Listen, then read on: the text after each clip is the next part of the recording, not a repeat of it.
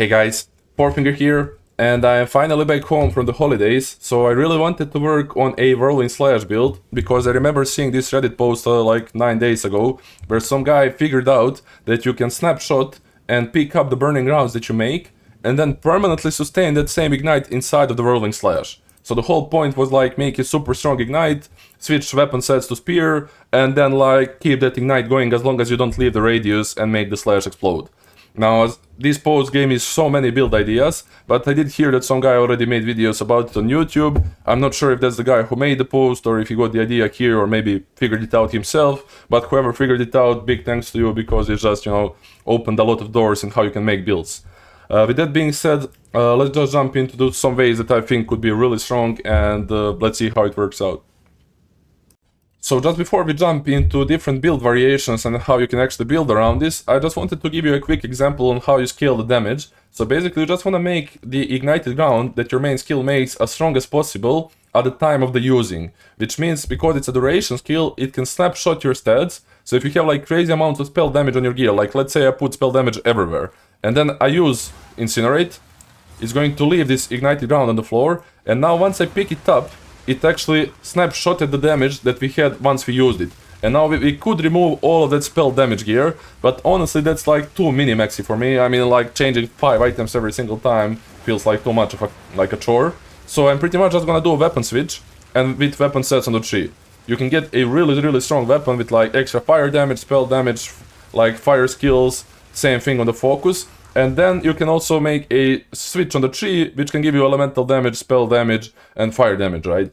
And with that, you make a really strong ignite, and then once you actually switch to the spear, even though you lose all of that spell damage, you still keep the benefits of it. Only thing that doesn't snapshot from what I've tested is the magnitude of ignite. It's actually applied once it's on the target, so you need to have it once you actually apply it to the target, so that's one thing to keep in mind. Hopefully that makes sense. Now we can actually jump into the build variations themselves. So there are two build variations that I really want to try out, and both of them will be accuracy stacking. The reason for that is just to get that crazy attack speed to be really zoomy through maps. And the first version is just going to be regular ignite scaling, where you use ignite as primary source of damage, while the second one, I would get just enough ignite to actually keep rocking cast on ignite, and then do stuff like comet and crit based build, the regular cast on stuff that we've seen in the last patch.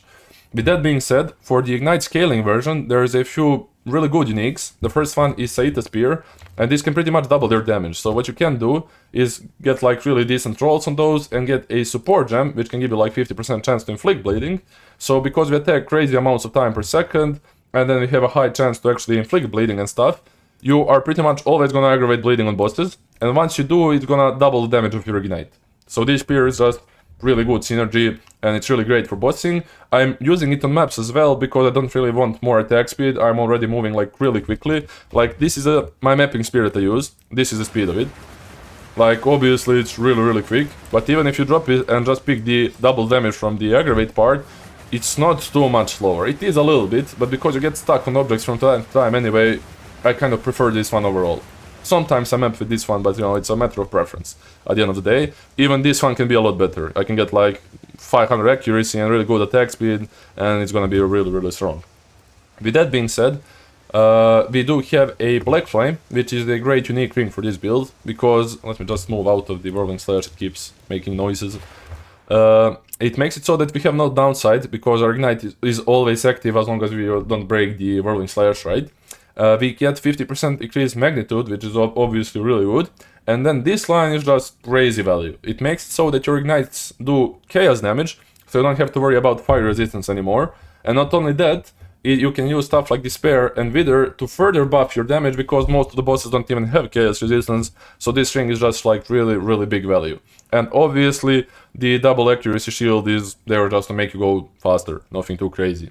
When it comes to skill choice, for spells, obviously Incinerate seems the best. It's easiest to use, easiest to set up, gives a really decent damage on level 40, and I'm pretty close to getting it. I just want to level to level 90 and get the max level gem, but it is what it is.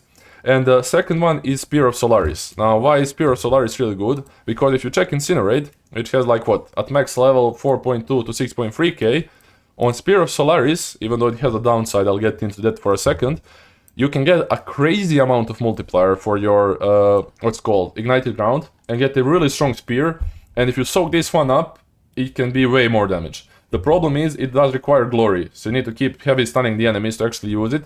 So if you can find some way to really easily like achieve this and get it like at the start of the map, this is gonna be a lot stronger. You're gonna be like deleting stuff. I'm not sure if somebody's gonna play around with it. Maybe if I get some more time. It just feels really tricky to build around, so maybe somebody smarter than me figures it out. For the weapon switch, you probably wanna use the chimming stuff. Mostly for the Sigil of Power. This is just gonna give you a lot more spell damage, which is then gonna buff the Ignited Ground. So this would be something like an ideal stuff that we have on the market. You have spell damage, fire damage, extra fire damage, and level of fire spell skills, like everything that you need. It is really expensive, obviously, but this can be like really crazy on the switch. You switch up, you proc the Sigil of Power, and then you use the Ignited Ground and switch back to the Spear, and your damage is gonna be nuts. With that being said, what are good ascendancy options? Well, I would say Gemling, Infernalist, and Ritualist, and I'll explain why. For the Gemling, you are getting +2 levels on intelligence-based skills, so +2 on Incinerate means stronger Ignite, straightforward. And then you can also get, like, this is I think 60% more, because you lose 20% and then you double it, so if you had like 100, you have 80 now, then you double it, that's 160, yeah, that's 60% more accuracy from dexterity, which makes you a lot faster, obviously. So I really like the Gemling for the zoominess. Then the Ritualist, straight stuff, extra ring slot, extra bonuses from the rings and amulets, so you can get like, oh no, more like of a accuracy bonus from the rings instead of the stat stacking, you get the idea. And then finally, Infernalist can be really good because of this node. It says that now they changed it in this patch. It means all of the damage can contribute to the chance and magnitude of ignites you inflict. So you can get all of the sources of extra damage as, like, you can get a extra damage as lightning, extra damage as fire, extra damage as cold, and all of those will work on your burning ground, both according to game and PoB, which is great. So what you can do is like just use like Mana Tempest, and you're almost doubling your DPS just with that, with higher levels. It's crazy. So I'm not sure which one I want to play, because this one is also a bit further away from the accuracy stacking node, so you would have to pad down here. So I still think Gemling is probably the best way to go. I might play around with this one as well, it seems really interesting. But that's it for the first build idea. While for the second one it's nothing crazy, just instead of going for the magnitude and stuff like that on the ignites, you would pick stuff like trigger on the tree to get more energy. You would also pad around this area, and then on your main weapon, like I said, you would pick spell damage nodes instead. You wouldn't just go for the regular, area of effect stuff. You get the idea. So yeah, I think this build has a lot of potential. I'll be making guides as we go. I'll make a full build guide tomorrow with the links and everything, so you guys can know how to build around it. But the whole point is like, get as much accuracy and dex as you can, scale the magnitude, scale the area of effect if you want it to feel good with, with jewels, and if you have the money, get the plus level of incinerate kills on the what's called a Prism of Belief. But yeah, I'll cover that all in a specific video. I just wanted to give you a new idea you can play around with, and hopefully you guys do like it. With that being said, I'll see you guys tomorrow, and have a good one.